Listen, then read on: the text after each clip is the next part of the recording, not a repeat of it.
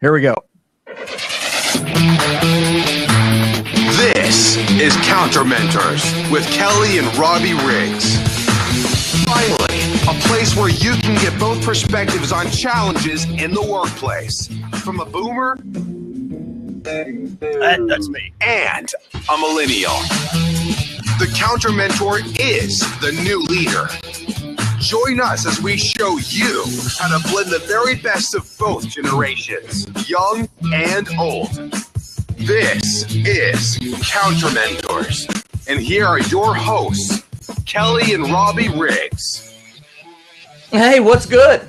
Welcome to the CounterMentors. Whether you're with us on Blab or you're listening to the podcast, we are happy, very, very happy that you're here. As you all know, you've listened before. It's your first time. This is the place where we get both perspectives on all the challenge in the workplace. From the old guy, the boomer, we call him the Pops, Kelly Riggs, joining me from Tulsa, Oklahoma. And from the young guy, young and hip, the millennial, I'm Robbie Riggs. Follow us both on Twitter, at Robbie Riggs, at Kelly Riggs. And, you know, really the point of this show is to fix all the things that you boomers have broken in the workplace, Pop. You know, sadly, after all this time, I'm starting to agree with you. But, hey, I take great offense. How come you're young and hip and I'm just old guy? I need something. I mean, hey, you're not wearing your cool hat this week. That's what it is. Okay. I know we've talked about it before, but those listening on the pod, every once in a while, the Pops will wear his slick. Is that a fedora? Technically, I guess it's a Gordon Brothers. Bought it in Boston, there where you reside. That's right. Super hip, super hip. Well, hey, we're excited to be here. Follow us on Twitter at CounterMentors. Find out all about our past shows we have coming up on our website, CounterMentors.com. We're really excited to be here this week. Before we jump into last week and what we're doing, a quick tease for next week. Yeah, let's talk. Just a quick tease for next week. We're already stoked about next week's show. We haven't done this. Well, this week's show is dope, so we don't want to get past it. But next week. Oh, hold up. Dope? Yeah, we don't do dope. You're gonna have to. We don't do dope. It's gonna be a long. This is a G show. It's gonna be a long 58 minutes with you. Hey, I watch Pharrell Williams. I know what dope is. Oh, was that a shout out to The Voice? I know you don't listen. I know you don't listen to his music, so there's no way. Because I'm happy. I'm happy. So next week, join us. We're gonna talk about how we all freaking hate meetings. Oh, we hate meetings. We're gonna get our boy.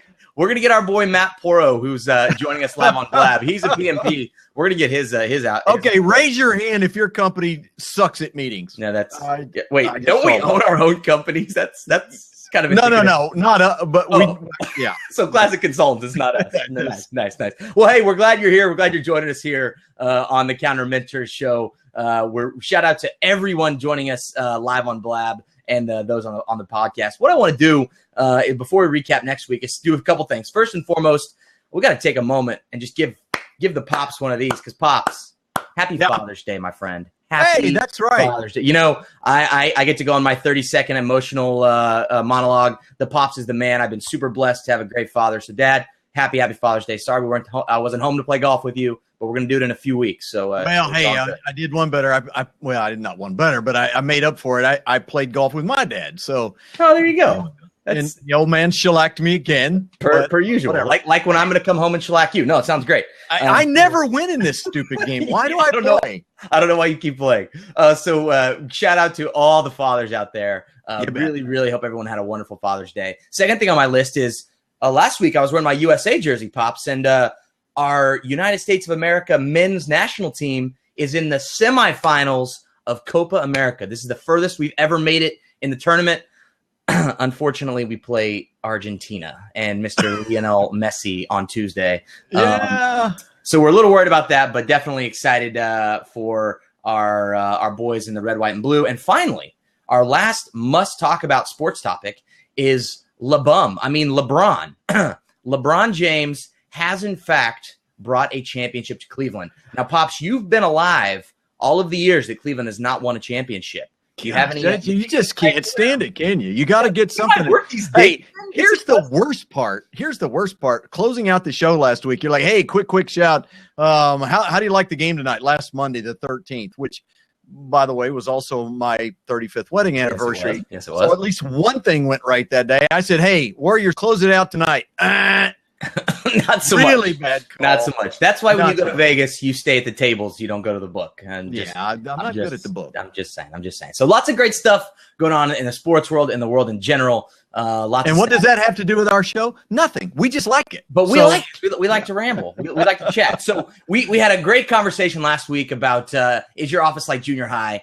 We talked on some tough topics, but we had a good time. We talked about. I love that show last week. We did. We listened. I got back. a lot of good feedback. It was good stuff, right? We listened back, and one of the things we talked about a lot, which is a more serious topic than we usually broach on the show. But we talked about workplace bullying and the impacts of that and how that impacts culture. Pops, in the last week, anything that yeah. Hey, as a matter of fact, hang on a second. Got a great article that just actually I was doing work for today's show. Came across this article from Forbes, how to deal with a bullying boss. Now, clearly, this is not something you have to deal with for two reasons. A, I'm not your boss. B, I'm not that kind of guy anyway, but I love this. Gary Nami, I hope I'm saying that right. Namie. He's a PhD. Mm-hmm. He's the director of the Workplace Bullying Institute. Yeah, there is such a thing. We talked about it last week. Yes, he says they list 25 of the most common tactics adopted by bullies. Now, recall that this week we're going to talk about I'm the leader. Sit down, shut up. Now, that kind of qualifies already as a bullying boss, but look how these go together. These are the kinds of things that bullying bosses do. They falsely accuse someone of errors they didn't make.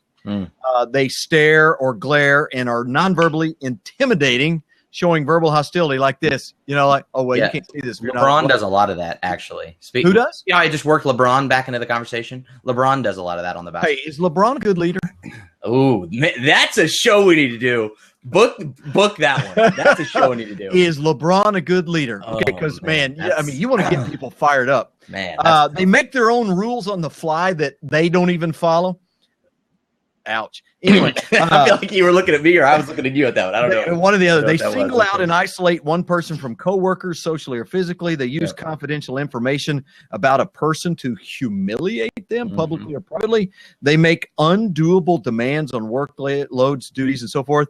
And of course, one of my favorite is they don't listen to anybody because they're the leader. Now sit down and shut up. You know, the scary part is, we talked about all the numbers last week from bullying, and another great way of how we kind of segued into this week about I'm the leader, sit down and shut up is of those surveyed, they say that approximately 72% of the bullying is done by bosses. Yeah. Oh yeah. So bosses are the biggest purveyors of bullying. And the interesting thing about it, son, is that it ranges from the person that should go to jail, sexual harassment. Right. Violence, that kind of stuff, all the way down to sort of the passive aggressive, the kind of person that will, kind of humiliate you and say something like, oh, hey, I was just joking, that kind of thing. Right. And they create that atmosphere that's always uneasy. And the way we see it in the context of today's show is when people have good ideas or they have input or they want to be involved or they have something to offer, it's kind of like,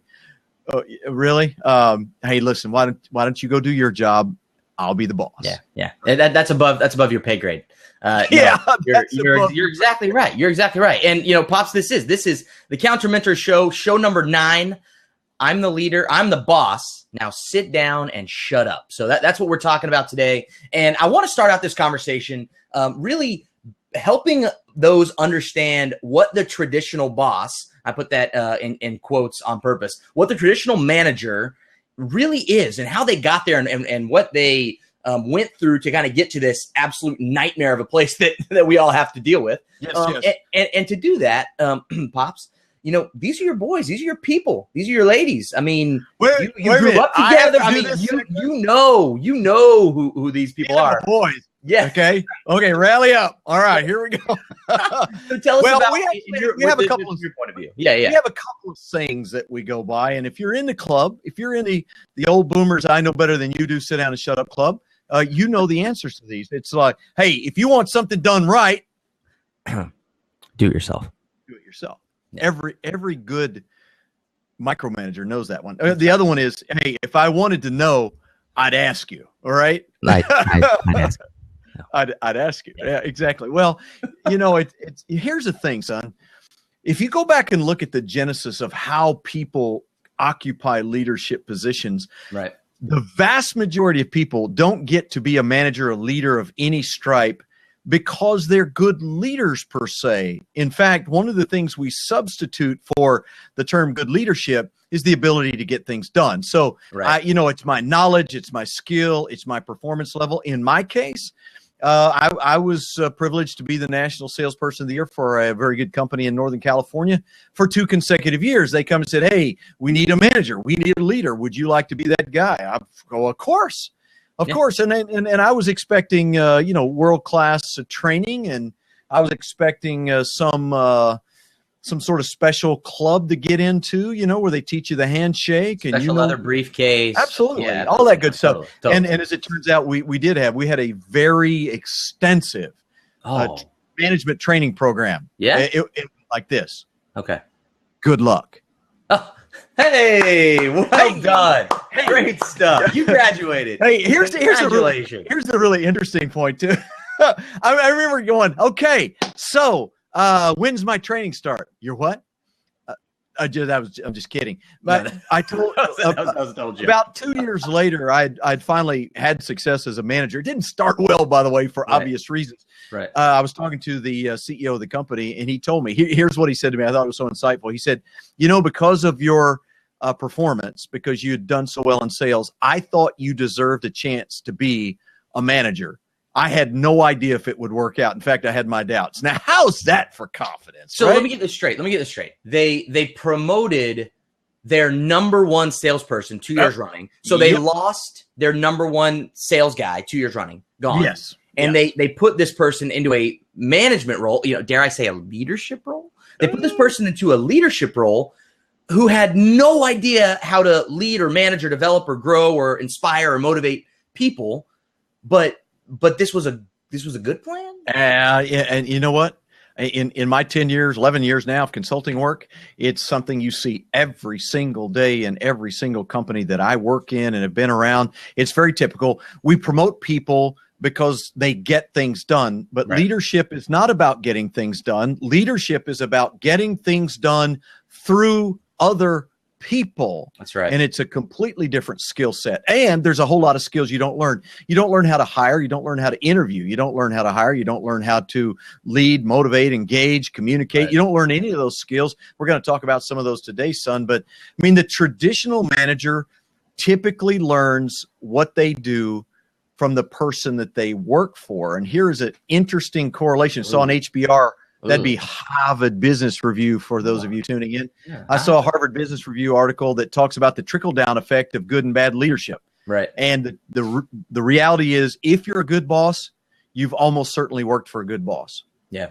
Yeah. No, that's because bad bosses just don't know how, right? They haven't learned. It's a set of skills. People don't learn them. Right. Harvard calls it the trickle-down effect. At Boston University, where I went, we call it crap rolls downhill. We're just a little less sophisticated. Yeah. That's why it cost $250,000 to get your IMBA there at Harvard and only $100K there at Boston. That's right. It was basically a steal. No, you're exactly right. I mean, these are all learned behaviors, and if your boss just says, if I want it done right, I have to do it myself, or if I want your opinion, I'll ask. And you're going to mimic those things. And absolutely. The other key part of this, I think, that we haven't gotten into is when we put these managers in the roles, we give them the great training of good luck, and then we, in a lot of cases, Pops, I know you've seen this, I've seen this working with clients. We don't necessarily change the metrics that drive that new manager's comp. So we don't change their compensation plan. We don't say we're going to now judge you or grade you or give you an increased compensation on how you develop people or how employee engagement is. Blah blah blah. We say, oh well, no, you still have to put through 60,000 widgets a year. That's what your bonus is based on. Yeah. Although in the sales world, there's a piece of that, son, because as a sales manager, typically you're going to get a bonus or an override or a piece of the action for the people that you do manage. And that's what was important to me, because actually as a top sales guy to become a manager, I actually took a cut in pay because I was a commission only guy and I was crushing it. So I was making a lot of money, relatively speaking. But when you became a manager, suddenly, okay, you since you're not running a territory, we're going to give you a salary and a percentage. There is a little bit of that motivation, but outside of the world of sales, that's typically true. We don't give you metrics that are tied to developing people or creating a team or employee engagement levels or anything like that. So we go into that role thinking, hey, they promoted me because I get crap done. So you know what? I'm going to get crap done. You've mentioned this a few times. We didn't prepare for this, but I want to ask you. I have my opinions on this, and I'll go next after you go. Great. What would you say? Typical millennial. What would Stick you your finger up in the wind, see which way it's blowing.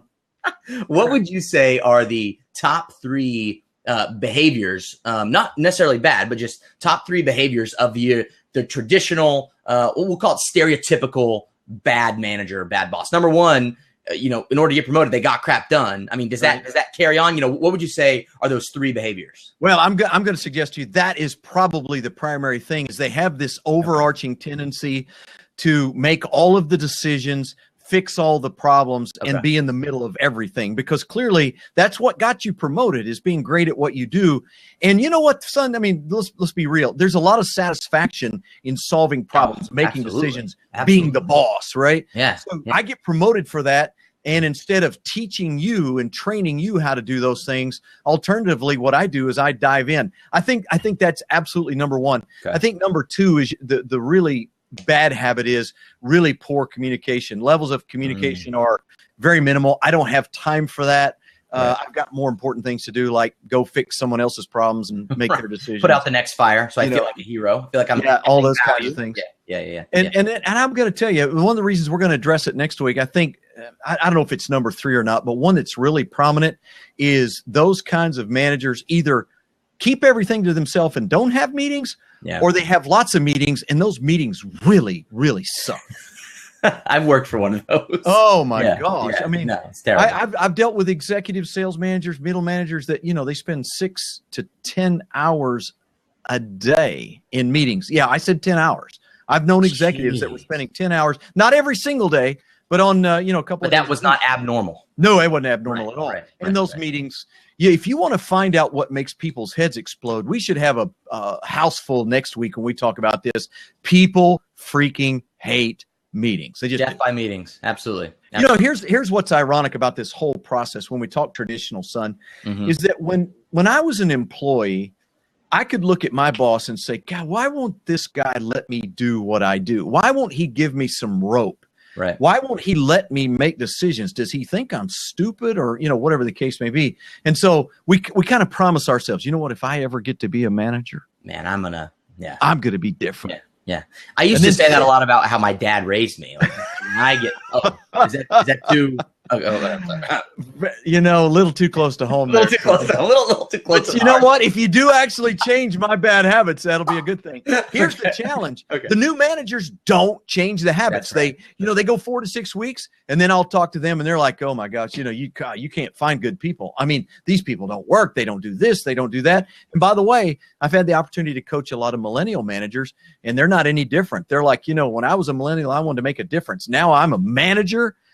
These freaking millennials suck. And I just don't want to work 55 hours. Yeah, so I do it myself. Exactly. So let me get this straight. I get things done by either micromanaging or doing it myself or putting out fires or crises, whatever. Number 2 was I'm a bad communicator. And number 3 was, tell me again. Typically it's a meeting problem. They spend. Let me generalize a little more. They spend a lot of time doing what most people perceive to be meaningless kind of activities. Meetings kind of fall in that tactical, the trivial. Absolutely. Okay, got it. Okay, so those 3 things. That sounds like you're really, very efficient, high performing. I mean, those are definitely inputs. Yes, I'm getting things done. Yes, I mean, my people aren't growing, but I'm getting things done. Yeah, I mean, I'm super efficient. I'm maintaining the status quo. I'm not getting better. Absolutely, it's great. I don't waste your time with communication, except for all the meetings, but that's different. Yeah. But I'm going to throw in a 4th one because it's got to be real close to 3, and that is that they really fail to train their people because they don't really see the need. Or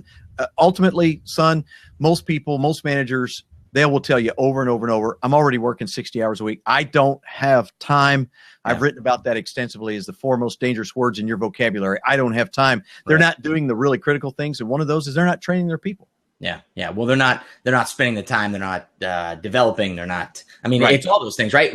Those 3 things, now 4 things you've said, none of those are key enablers or builders of high performance, efficiency, effectiveness. I mean, you're quite literally coming into a role and doing everything you can to maintain the status quo. You're not thinking outside the box. You're not pushing the envelope. You're not trying to do more unless your annual goal was 3% more or 1.5%. That's number 3 in the Boomer Manager this handbook.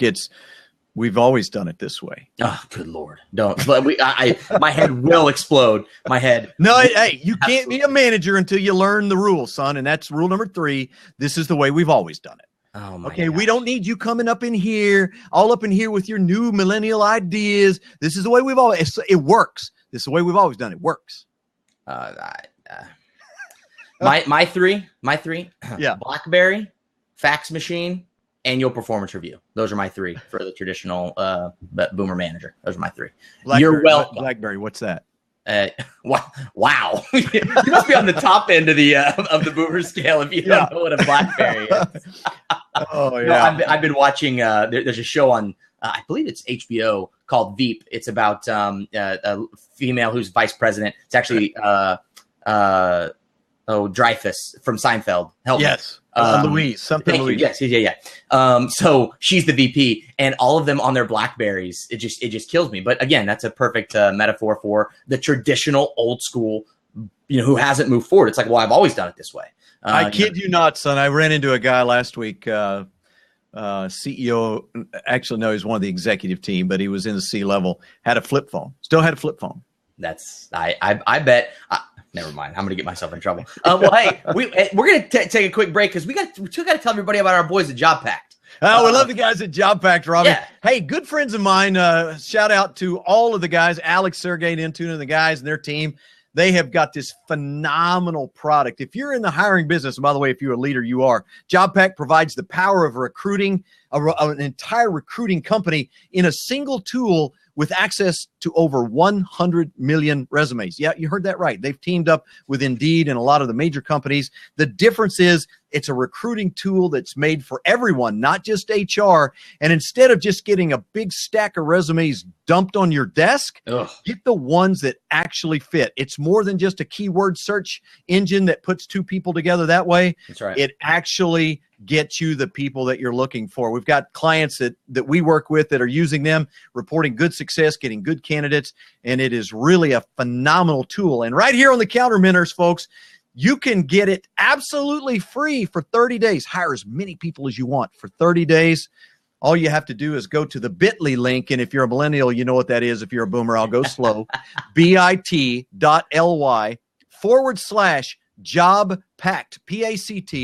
Make sure you capitalize the J and the P. You'll really have a great appreciation, I would say, guys at Job Pact, because they support us here on CounterMentors. That's right. They do phenomenal work as well. We'll be right back after this timeout.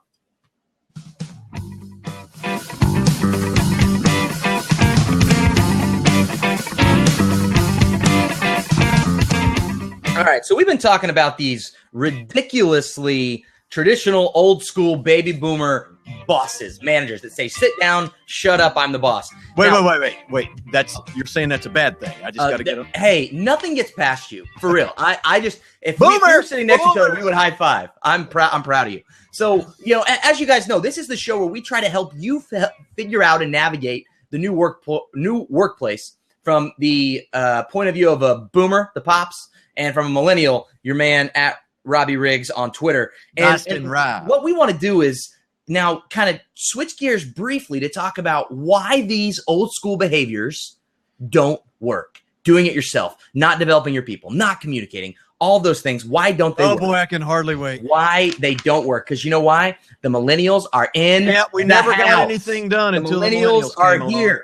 We're in the house. And you know what? We actually, this is crazy, have brains and want to use them. Hey, you're right, son. We never got anything done till you young punks came along. No, I mean, how did we ever make it? Hold on. To your credit, you guys got stuff done. It was just a lot slower and inefficient. I mean, I'll give you that. I'll give you that. It's fine. One of our as you know, those of you who listen to the show often, whether you join us on Blab or are listening on a podcast, We always post our articles and our source material on our website, CounterMentors.com. And Yes, this article that I want to talk about that kind of be our springboard for discussion pops is from Entrepreneur Magazine, Right. their online platform. And this is an article about what motivates millennials. Okay, so we're going to shift gears, and instead of talking about the horrible, awful, crappy behaviors of our traditional bosses that tell us to sit down and shut up, we're going to talk about what really motivates us. What's the title of this article? I knew you were going to ask me about this. This article is. You're kind of hiding it, and I want to know why. This article is some sort of title that has something to say like, what motivates millennials? By millennials. What motivates millennials? By millennials. Wow, Yeah, that's hey, great. Hey, we're by the getting way, straight Chuck, from the welcome source. to the show. Chuck joining us on Blab. He says, haven't met a millennial yet that can match my employees in the 55 plus group. That's what I'm talking about. Chuck, dude, you're in Solidarity, the wrong baby. people, bro. That's you and You're I. in the wrong Wait a people. minute. So this article is written by millennials to show us boomers do you guys need your little snowflakes to be motivated? Oh, Are you not motivated? Oh my god. Hey, you know the difference between boomers and millennials? Millennials get We stuff are done. motivated. Oh my. We don't really? need somebody to Really? come along and cheer and give us a trophy. Hold on. I think. Oh, yep. I'm getting in my ear. I think your fax machine is going off. You might want to maybe figure out what that is behind you. Hang on. You're right. Hang on a second. Yeah, it says exactly that. You poor little thing, you need a trophy. Well, All right. So it took me a while to get the memo, but I got it. So from Entrepreneur Magazine, and remember, we are juxtapositioning what motivates a millennial versus how the traditional boomer was actually taught how to lead, or wasn't taught, just is the boss and yells and Hey, I'm screams. pretty proud of you, son. That was a big word. Did you like that? I mean, for a millennial, that was you that have was to a home remember- run. You have to remember, I have a sister who's a PhD in English, so Well. she sends me like word a day, and I practice them. And, yeah. Okay, No, it's great. All right, so listen to this. Now, I'm going to jump right into the 5 things that millennials say. Again, this is taken from millennials on a poll. Oh, here we go. Here's what motivates millennials. Let me guess. What motivates millennials? Blue Jean Fridays. Oh Let's my God. see. You should've- wear you should've- shorts.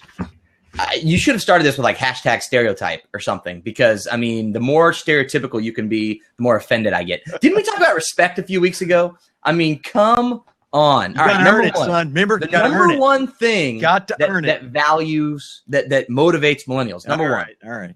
be liberal, you leaders. Be liberal with trust, autonomy, and creative freedom. Millennials are not drawn to instructions like those found in IKEA furniture. You don't just give them the glue, plywood, a vision, and a due date. For millennials, micromanaging, quote unquote, is one of the biggest factors for getting them to leave your organization. So being liberal with Let me trust, translate for the autonomy, and boomers that creative are out. freedom. I'm going to translate for the boomers that are listening. Your little snowflakes need some Play-Doh because they don't like instructions. They want to create. So give them a Big Chief tablet and some markers and some Play-Doh. And that So let me translate this for the boomer managers. I'm sorry, I got to ease up on this deal. Whenever you look at your people and you say, sit down and shut up, I'm the boss, do it my way, that is the antithesis of killing or of motivation. It absolutely kills their motivation. Yeah, Okay? there's no question. I mean, It's terrible. and I don't understand why boomers don't get this, son, because trust is the glue that holds together every relationship. Trust is not done the way we do leadership. Sit down, shut up, I'm the leader. You don't say, hey, to my wife, I don't really go poorly. But trust is what creates the opportunity for people to do their very best work. And there are specific practices that build trust. I really don't know why this is that hard. And I don't know why we need millennials to tell us this, because this is not a millennial thing when it comes to trust and autonomy. This is a human nature thing. No, you're exactly right. I mean, this idea of consistently and constantly shooting down ideas or making me feel like I don't matter, right? Whenever as a leader, your verbals and nonverbals are doing that. Hang on. I've got that in the bullying tactic thing. Yes. Yeah, it's right in there. There we go. Let's see. Where is it? Discounting the person's thoughts or feelings. Oh, that's silly in meetings. Man, we need to remember that one next week for meetings. I was going to say, what's funny, though, is, I mean, I don't know that I would look at that as bullying. I would just look at it as bad management. Like, I know it is, but it says 25 most common tactics adopted by bullies. Remember that the bully is a manipulator, maybe not intentionally so. In some cases, yes, but they don't know any. No, you're right. You're right. And I think that it's important that we understand that when for the boomers that are listening in or the millennials, because we're getting to the point now that we're getting a lot of middle managers that are millennials, or millennials are coming into a manager role for the first time, right? So, and Pops, you let off the show with this, that most managers simply are copying the behaviors of past managers that they've had, right? So just like children mimic their parents whenever they have kids. So let me go off script for a minute here, and let me ask you a question. Millennial manager with a boomer employee. Now that's a crazy dynamic. So the millennial, now based on everything we've talked about since we started this show, this is now episode number 9, 8 shows we've talked about the leader's responsible. Now let's put the shoe on the other foot. The millennial's the leader. They have got to take this boomer who may be intransigent, may not want to change, may be resistant to technology and all that kind of thing. They still have to be respectful. They still have to earn their respect. They still have to coach them up and all that. Yep. But that's a tall order. Dude, and this applies. I was actually having a drink. This was last week with my buddies who is a director of operations at a significant airline. He is a millennial. He has half a dozen or so employees, and more than half of them are boomers. Wow. And he and I went on and on and on and on and on with him going, Robbie, I can't even communicate to you how difficult this is. He's like, the airline industry is a dinosaur. You fly all the time. He's like, so now think about the types of people that work there and have always worked there, because tenure at airlines is huge. He's like, so now I come in as a millennial with new ideas and different ways for, trying to implement different online marketing tactics and driving traffic to the website and all these things that they have never done before. And he's going, Robbie, all the stereotypes about boomers are true. They don't want to change. They are scared to death of technology. They look at me and go, I have kids older than you snot-nosed brat. He's like, how am I supposed I like them already. Help me. How am I supposed to be an effective leader? And frankly, it's the same stuff, right? Change is hard. We talked about that a few weeks ago. And you have to do all the things that a great leader does that actually we're going to talk about here in a few minutes. Yeah, but here's the thing. Here's the point I'm trying to make here is that when it's the boomer, the impetus is on the boomer to be the leader and to make the changes. The millennial can't turn around and take a leadership position and say, hey, these stupid boomers, they don't get it. It's their fault. It's always a leadership issue, which and by the way, there's ways to work through that with the boomers. If they don't want to come along for the ride, if you're a good leader, they typically will, unless they're not the right employees. And if they're not, you got to do something about it, but you got to do it the right way. Yeah, you're exactly right. And, let's be frank. Our millennial managers don't sit here and say, oh, our boomers are such snowflakes and we have to coddle them. We don't do that. We man up and we lead because we know that's the right thing to do. You man up. You go to the bar and grinch and groan about the boomers. That's what you do. Just saying. All right, so number one, if you want to motivate a millennial, be liberal with your trust, your autonomy, and your creative freedom. I can buy that. That's good. All right. Number two, and we've talked about this a lot.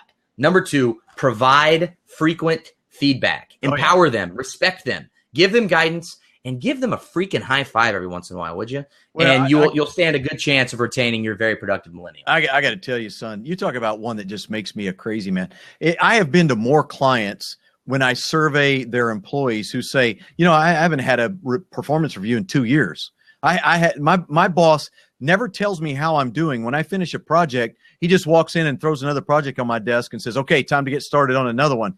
People, again, I have no problems biting off on this because to me, this is not a millennial issue. It's a human nature issue. Right. People's greatest need in the workplace is to feel valued and appreciated. And a boomer manager, if you can't do that, you shouldn't be in leadership. But time out.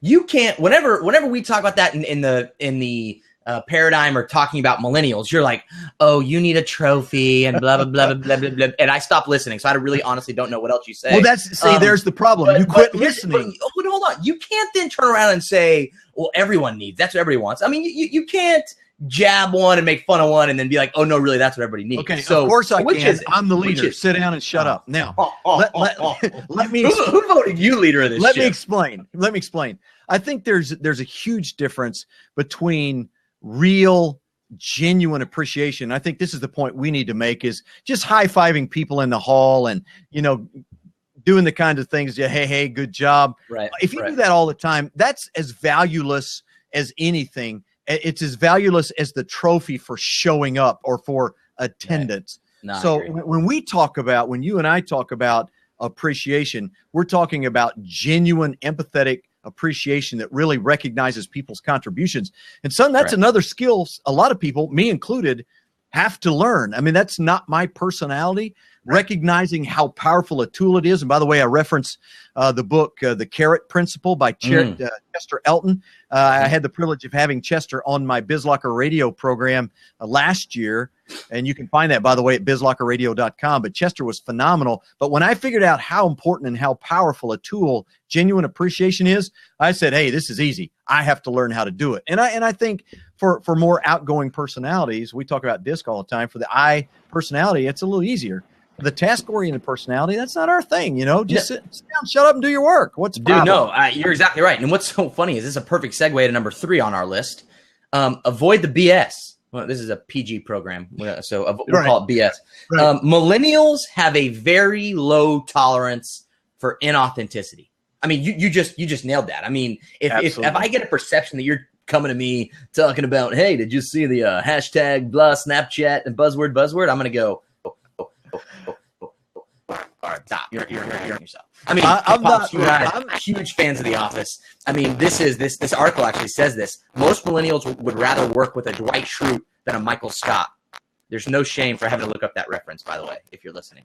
Hey, once you pop in and out, you're getting some audio feedback, and we'll get that taken care of. But Robbie's exactly right. When you start talking about the manager who tries to be as hip and cool as the employees, and they're trying to, use the lingo and the language of those people, that kind of thing. I've heard a lot of conversations from millennials about that, and they really run that down. I mean, there's nothing wrong with being a boomer, Robbie. Nothing wrong with being the person that you are. If you treat people right, if you lead them right, the culture thing is not the connector. It can be a commonality, but it's not the connector. It's your authenticity as a leader. Yeah, I mean, I can't underscore the importance of this enough. I mean, when people crave authenticity, people want real. There's a great article, quick Google search, you can find it, The 5 Habits of Highly Effective Communicators. And it looks like I'm getting some audio static pops. I'm going to pop out. Number 4, emphasize relationships more than structure. Talk about that. All right, we'll do that. And I think that, again, this goes back to D's, the D personality and the DISC profile. Typically, relationships are not their first priority. They're task-oriented people anyway. One of the interesting things in the vast majority of work that I've done over 11 years now is all of the companies that I work in, you're going to look at most of the managers, most of the executives, they're going to be outgoing personalities, either a D or an I, but more often than not, they're task-oriented personalities. So they get things done. That gets them promoted. They're not really relationship builders in that sense. And so it becomes a real issue when what most millennials value, much more so than their boomer counterparts, despite their personality style, is they really crave that community. They crave that relationship. And it's one of those things that that the boomer manager really has to work on, Robbie, because that relationship is key. Right. In building that trust that we talked about. So you start to see that cycle. Without strong communication, you don't get trust. Without trust, you don't get relationship. Without relationship, you don't get engagement. And ultimately, that's what the leader is interested in, is employee engagement. Yeah, so you're exactly right. And this article I was referencing before, for some reason my microphone's giving me some grief, is this article, The 5 Habits of Highly Effective Communicators. It was a nod to Covey's book. But this article was outstanding. And one of those is be yourself, be authentic, right? People want real, people crave real. And if you are not communicating, that's a problem. But if you're communicating, trying to be someone you're not Steve Jobs. That's okay. You don't have to be Steve Jobs, right? So when you try to be someone you're not, yet millennials, more than most generations in the past, we definitely get turned off by that. I mean, we don't want the political games. We don't want the drama. And which is why relationships pop, like you were just talking about with number 4. Relationships are more important to us than the structure. And by the way, let me PS all this thing. Just to bring a note of a real, I think, authenticity to our conversation, I often ask the question in the training that we do, can you be a micromanager and be successful? And the answer to that question is yes. Absolutely. You can be a successful micromanagers. So for those of you out there like, oh, well, cool, I don't have to change because I'm successful and I'm doing it my way as a micromanager. Here's the problem. You're going to have a lot of turnover. You're going to have a culture that sucks. Yep. You're going to have to do all the work, which means you don't get to take vacations. You don't get to go on vacation without 3 cell phones, an iPad, a computer, and whatever else you take with you. And nobody can do anything without you. Eventually, you're going to get ulcers. You're going to have health problems. That's not my opinion. That's proven. That's right. So, yeah, you want to choose that path. That's great. You know what our path is at CounterMentors? Let's learn how to be effective leaders, multiply our effectiveness across a half a dozen direct reports. We'll be far better as a whole than you are by yourself. Yeah, and just to underscore that, they're called micromanagers, not micro leaders. And there's a difference between management and leadership. I never thought about it like that. Number 5, our 5th thing that motivates millennials. Number 1, be liberal with trust, autonomy, and creative freedom. Number 2, provide frequent feedback. Number 3, avoid the BS. Number 4, emphasize relationships more than structure. And number 5, freaking make it fun. Millennials view their jobs as an extension of their social community. I was with you. And I make this the work part of their core identity. So we need to have identify more with our jobs. We care more, which means, by the way, we'll work longer hours. We'll show up. We'll work at night. We'll open up the laptop on the couch. I mean, we'll do all those things. But please, when I'm at work, don't make it feel like a prison sentence. Oh, right? I think you muted my microphone because I was just going off on you there. Yeah, we have to make it fun for our little trophy winners, because if we don't, why they'll just be so terribly disappointed. Okay. Chuck's joined us on the Blab, and he has an interesting point of view. He says, if business was not fun, most of us would have quit 60 years ago. Chuck, I hate to break it to you, brother. You still have to pay the bills. So you would have kept on grinding just like your grandpa, just like your great-grandpa. He's just smarter than a lot of people, right? He made it. That's a fact. That's a fact. Hey, and really, that's, if you want a really basic secret to life, man, do what you love, do what you enjoy. When you and I talk to people looking for jobs, we always say, hey, you need to interview your boss, because your boss is 70% of the reason why you'll stay or you'll go. And if they're not going to make it fun, and by the way, we're not talking about playing games and doing all that kind of thing. No. We're talking about making it a culture that you can thrive in. And if you've got the wrong boss, say no. Yeah, say no. You're exactly right. I mean, when you walk around, leave eventually anyway. When you walk around a workplace and people aren't smiling, that's a bad sign. That's what we boomers call a clue. Yeah. Listen to this from the article. There's a quote: some business managers may grunt, complain, and fail to see this cultural evolution. Dramatic pause here. Look at you, Pops, with my contact. This cultural evolution created by millennials entering the workplace as a positive shift, but I believe we should embrace it, as we will produce more in the future. So, I mean, look, I think that making it fun, you don't have to have a keg in your office. You don't have to have a shuffleboard table, but make a place where people want to be. Make your workplace a place where people want to be. And, Pops, our traditional managers really struggle with this. So I think right after this break, we should talk more about what it's like to be that new leader and actually create these things where you can find and retain great people. Absolutely right. We'll be right back.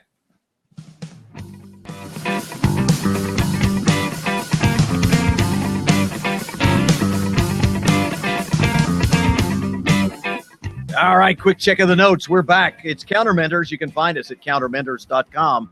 I'm Kelly Riggs, rather. I'm the Pops at Kelly Riggs.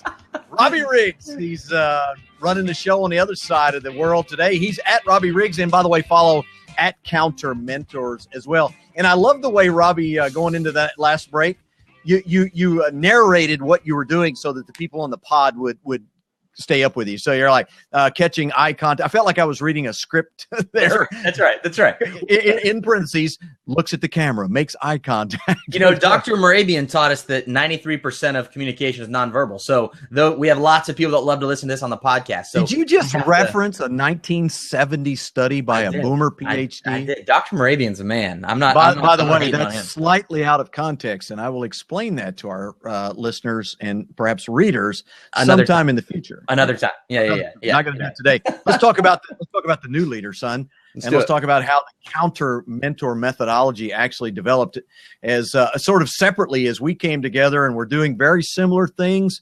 sort of in different ways, and we began to see the commonalities in what we do. And then we worked together in a couple of clients, right, and recognized that our methodology is very, very similar in the way we do things. So we want to talk about, hey, here's what you need to get.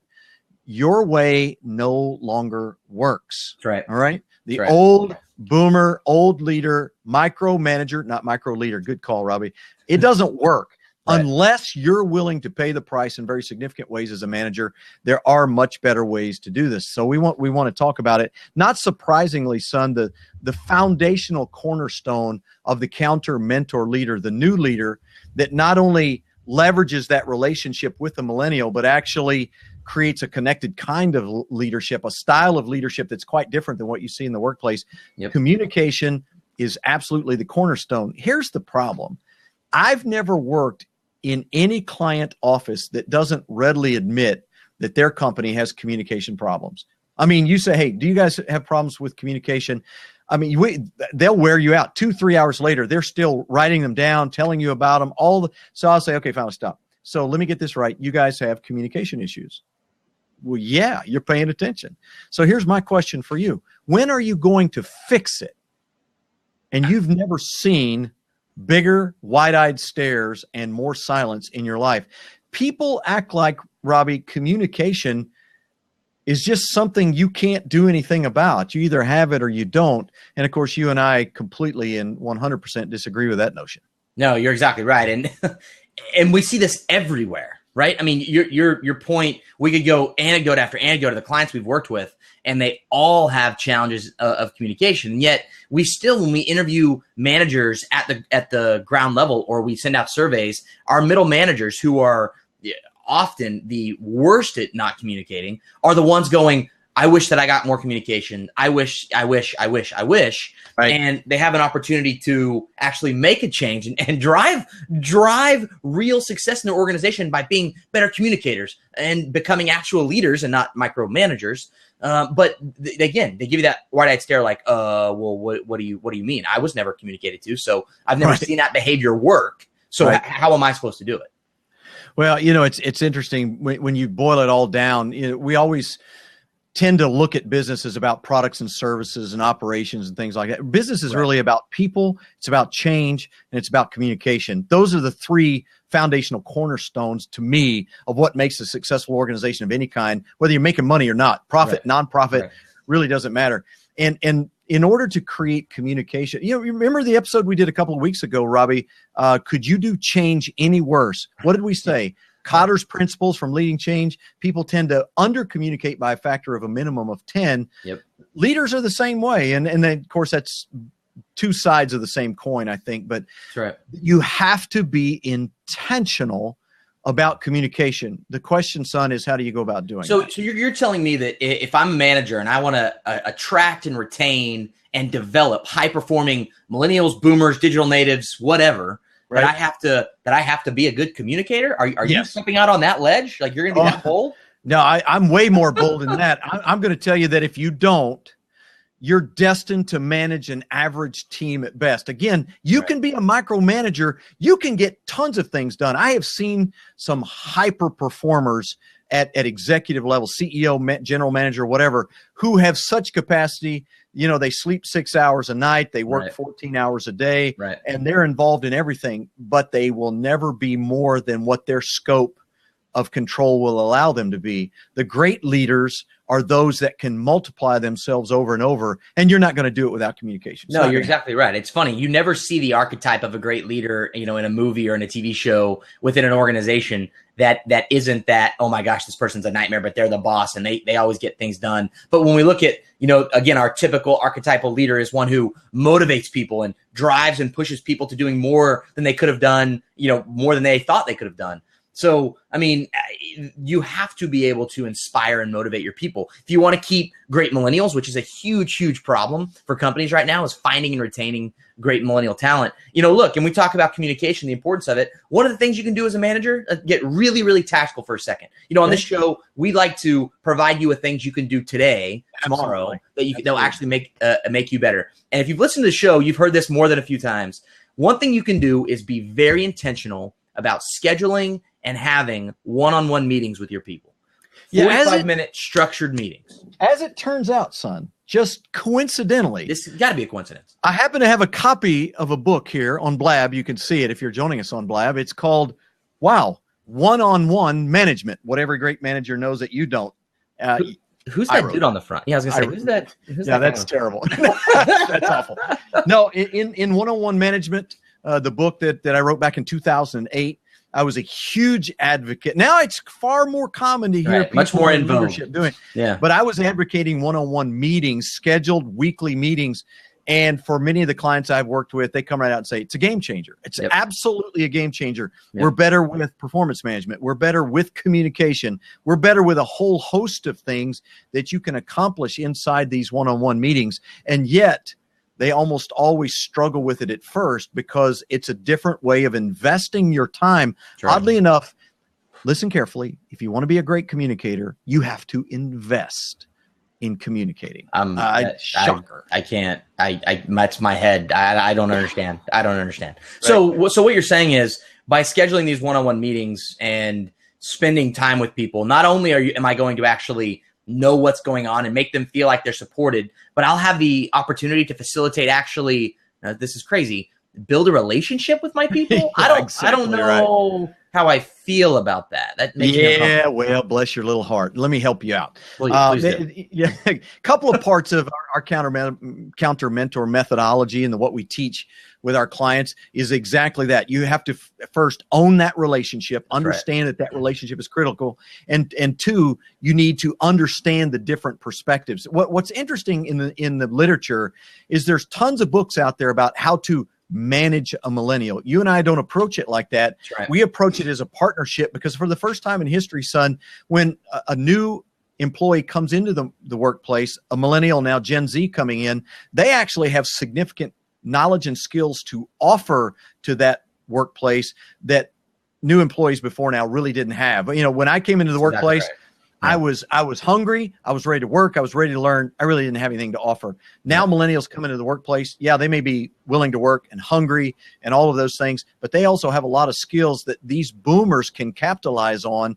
So understanding those perspectives, owning that relationship is a good thing. Absolutely. Or it might even be skills not only that they can leverage, but they don't have, or in a lot of cases, they don't even know about. You know, we used to always think, or at least I used to think anecdotally, that this was only, well, you know, if you're in the Fortune, 1,000, or if you're a small business owner, this applies. The more and more you and I have worked with Fortune, all the way up to Fortune 1, all the way up to the top, I mean, we have seen that as people come in, there are skills and ideas and technologies that these managers at these huge companies have never seen.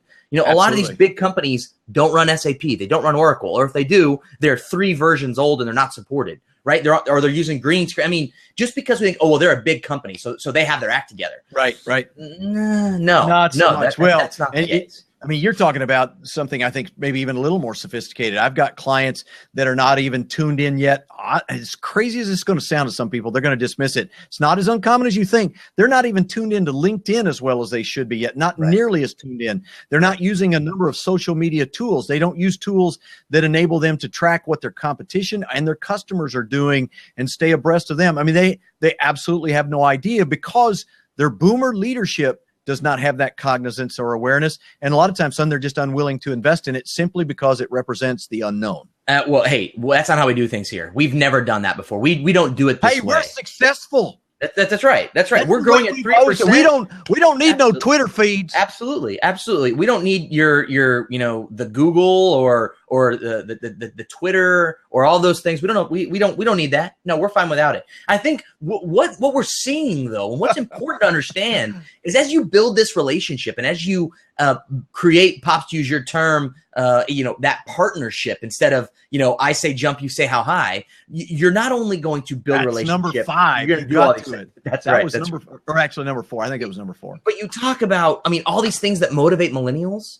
Yes. It doesn't matter whether we're talking about millennials, which the literature shows us that's what motivates them. I am one. I can say that's what motivates me. But I'm a boomer. It motivates me. That's what really irritates me. That's exactly where I'm going. Is these are behaviors that whether you're a millennial managing boomers or whatever combination they're in, these principles will make you more successful in the modern workplace. And number 1, without a doubt, is being more communicative, set up one-on-one meetings, build relationships, actually understand and care about what your people are doing. This is a crazy idea. So but it matters for everyone.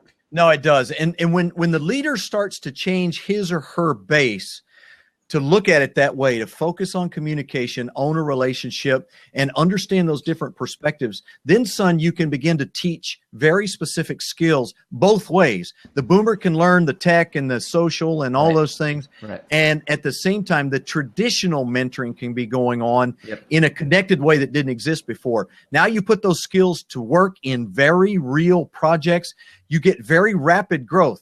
If you combine that with the other aspects of communication where we're providing that feedback and we have that measure of success, those kinds of things, man, it is amazing what happens inside of workplaces. You and I have both seen it. It's pretty dramatic. Yeah, it's crazy. And this isn't we use the buzzword alert, right? We said methodology, that turns some people off. Process, big process. But you know what? We have done this intentionally at companies on different coasts. Of different sizes. We've implemented this, having one-on-ones with your people, actually going out and being intentional about communicating. It actually works. It facilitates change. It drives change. It builds more cohesive, stronger, collaborative teams. And oh, by the way, it drives them to higher performance. And it makes the manager look good. It makes the people look good. It makes the bosses. I mean, all the way around, this makes it look good. And there's people listening, either joining us on Blab or listening on the pod that are going, well, Robbie Kelly, that's adorable. You think that I have time? You think that I have time to meet with every one of my people every week? Are you freaking kidding me? I have 8 direct reports. That's 8 hours. There's no way. Pops, there's no way I can do that. I just love that you say adorable like I say snowflake. Well, you change your whole voice and everything. That's right. Well, no, first off, the first thing that we tell people is that real leadership is about changing the way you invest your time. Right. This is leadership. Write this down. Tweet this out for me at CounterMentors. Make sure you put us in there just to reference it. Tweet this out. Leadership is defined by how you invest your time. So here's the tweet. Leadership is a pay me now or pay me later enterprise. You're going to pay. Exactly right now, you're paying because you're doing all of those conversations on the back end. You're having to fix all the problems. You have to have those, reactionary. All the time you spend in annual performance reviews. Yeah, all you're that fighting those fires and all that.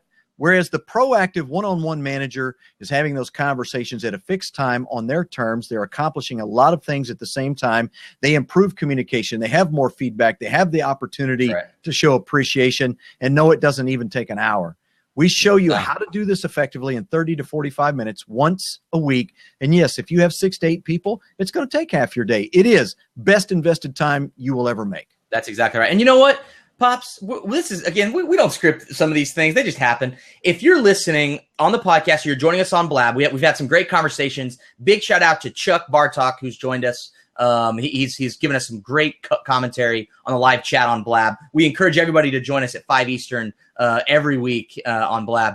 If you've enjoyed this conversation and you want to learn more about what it is to be a one-on-one manager, send us an email, kr@countermentors.com. I bet I can talk the Pops into sending you a book. I bet that I can talk the Pops into sending you a book. Okay, you know what? I happen to have a few of these. Yes, right here on Blab. I have a few of these laying around in the office, and I'd be happy to send the first 5 respondents absolutely free books. Look at this. We're giving our friends at Job Pact. By the way, giving books away. By the way, if you're listening to the pod, I don't know if these people on Blab are going to respond quickly. Go ahead and send me an email. KR. Of course, it comes to you and I both, Robbie. K and R, it's Kelly and Robbie. KR@CounterMentors.com. I'll send you a free book. And if not, you can find the book and information about it at oneonone-management.com. Shameless plug. Shameless plug. All right. We got a couple minutes left here. Pops, as we always do, let's go key takeaways. What is your big takeaway from today, and what do you want the people to remember? All right, key takeaway number 1, your way doesn't work. It simply doesn't work. But nothing is going to happen if you don't look in the mirror and figure out what it is that you're doing that needs to change. I can assure you, I can tell you what they are right now. You don't communicate well. You don't give good feedback. You don't let your people have input. Don't look at me and say, yeah, but you don't understand. I have bad people. If you're the leader, that's your responsibility. You hire them, you train them, you lead them. And by the way, if they don't do their work well, you're responsible for their performance manager. Look in the mirror. You're the problem. But the good news is, Robbie, you can fix it.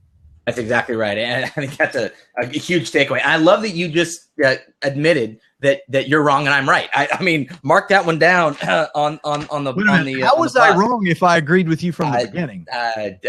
Don't bother me with the details. All right, here's my big takeaway. Millennials are not some crazy Rubik's Cube that's impossible to solve, right? You want to know what motivates millennials? Number 1, be liberal with trust, autonomy, and creative freedom. Number 2, provide frequent feedback. Number 3, avoid the BS. Number 4, emphasize relationships more than structure. We actually want to get to know you and what makes you tick.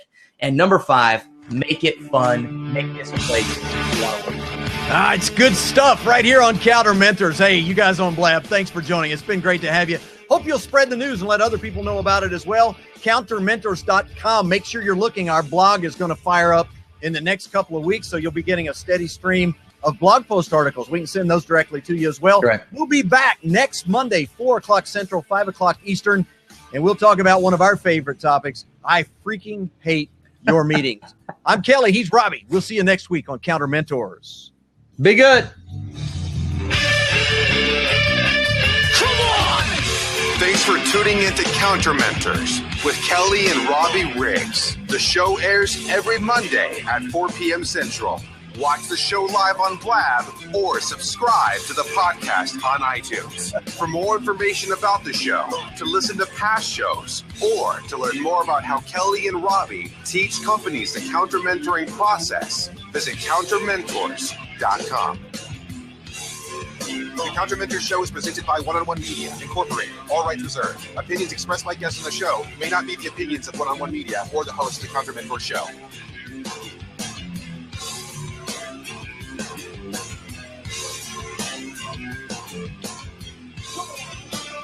Don't forget, try